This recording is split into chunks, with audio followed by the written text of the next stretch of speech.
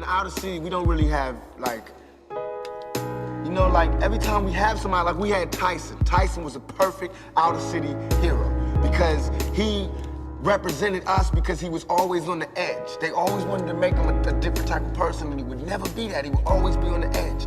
And they hated that. And I felt like they punished him because he never, like, legitimized himself.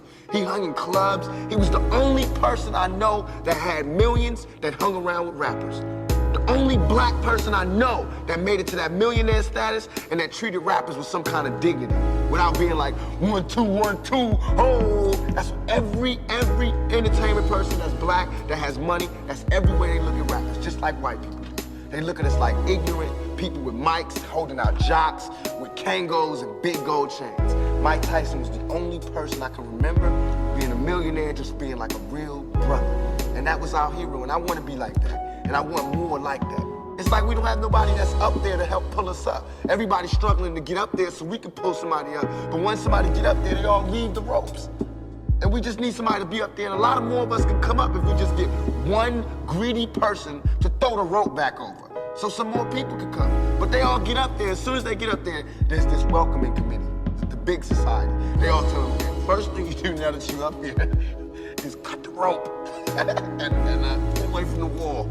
So they all act like they can't see us, but we are here. And if they bring their tired, greedy behinds back to the wall and look over, they'll see us and throw the rope back over and let us get up. That's all I want.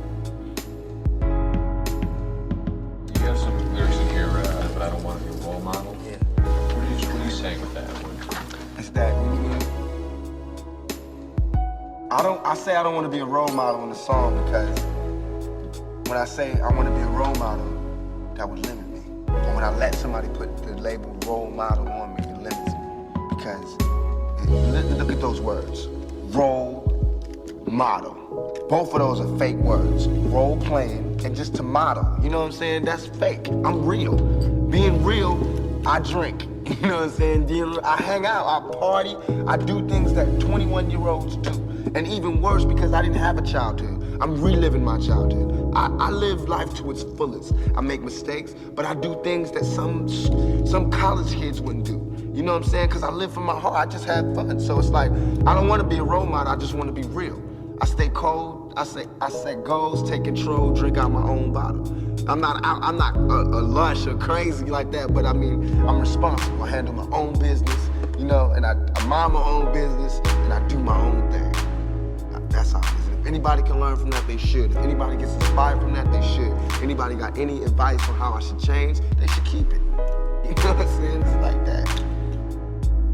I think that people, not only the rich people have responsibility to give, but the not so rich, because poor to me is without nothing. Like when people say, oh, I was poor, I feel like everybody black has the right to be poor now. That's not true. Poor is not just for black folks. I think that rich black people need to give to poor white folks. You know what I'm saying? And poor Korean people, whatever. It's not like a color, and this is for real. It's not a color thing, because what's real bad, I mean, I'm gonna answer your question, but to me, what's real bad is kids that don't get presents on Christmas. I think adults shouldn't get presents until the kids get all the presents. Because ain't that what it's supposed to be about? Even when you do turn 13 and you know there's no Santa Claus, it's still just for those years when you thought it was. That made life that much more better. And these days, like in the rhyme, it says, we grew up BC, before crack, you and me. We grew up way before all this crazy stuff happened with the AKs and AIDS and all of that. Imagine a rough Christmas with all of that and no Christmas. All of this that we gotta go through for 365 days a year, and there's no Christmas. Because we know Christmas is relief day. So all of this with no relief day. That's hard. That's a lot of pressure. That's a lot of stress. That makes you go crazy. So I hope that kind of got the question. You're saying these people, there's an unevenness as well as wealthy people that should be helping. Okay, yeah. So to make it even, it's like, okay, if you got 50 bucks, you can give somebody $5.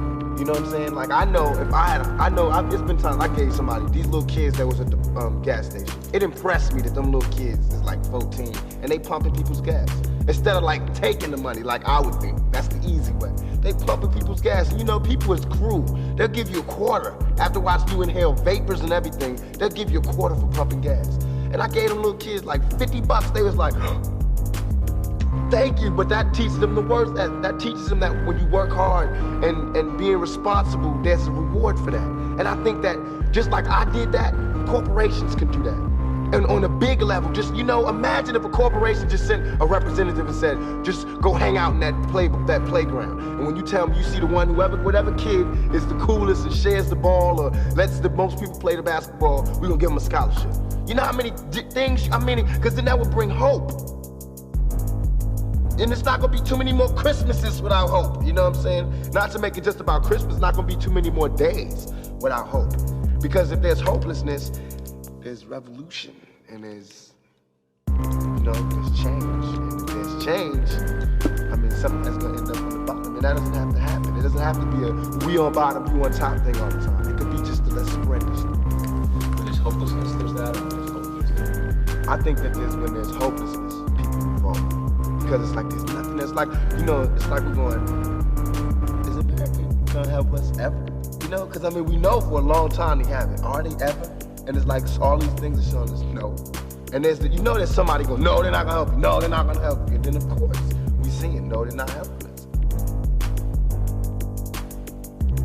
Needs a little help on the way to relying on yourself. Yeah. What about that, man? Because this world is such a, and when I say this world, I mean it. I don't mean in an ideal sense. I mean in every day, every little thing you do. It's such a, gimme, gimme, gimme. Everybody back off. You know, everybody's like, you taught that from school, everywhere. Big business, you want to be successful, you want to be like Trump, gimme, gimme, gimme, push, push, push, push, step, step, step, crush, crush, crush. That's how it all is. And it's like, nobody ever stopped. Just, you know, I feel like, instead of us just being like, slavery's bad, slavery's down, bad whitey, bad whitey. All right, let's stop that. And everybody's smart enough to know that, we've been slighted, and we want ours. And I don't mean by like ours, 40 acres in the mule, because we passed that. But we need help. For us to be on our own 2 feet, us meaning youth or us meaning black people, whatever you want to take it for us to be on our own 2 feet, we do need help. Because we have been here, we have been a good friend. If you want to make it a relationship type thing, we have been there, and now we deserve our payback. It's like you got a friend that you don't never look out for. You know, you dressed up in jewels. Now America's got jewels, and they paid and everything, and they lending money to everybody except us. Everybody need a little something, and to be independent. No independent person just grew up and was born independent. You worked and you learned teamwork and you learned cooperation and unity and struggle, and then you became independent. And we have to teach that and instill that. And why is it that they want to do that? If this is truly a melting pot in the country where we care about it, and Lady Liberty got a hand like this, she really loves us, then we really need to be like that. And it needs to be the black kids. And if there's a white person who got money, then you need to help them. You need to help black kids, Mexican kids, Korean kids, whatever. But it needs to be real. And it needs to be before we all die, and then you say, oh, I made a mistake. We should have gave them some money. We really should have helped these folks. It's gonna be too late. You know what I'm saying? And then that's when you gotta pay your own karma. And that's when God make you punish. When God punishes you. Because I feel like, you know, it's too much money here. Nobody should be hitting lotto for 36 million and we got people starving in the streets. That is not idealistic, that's just real. That is just stupid. There's no way Michael Jackson should have, or whoever Jackson, should have $1,000,000 billion and then there's people starving. There's no way. There's no way that these people should own planes and their people don't have houses, apartments, shacks, drawers, pants,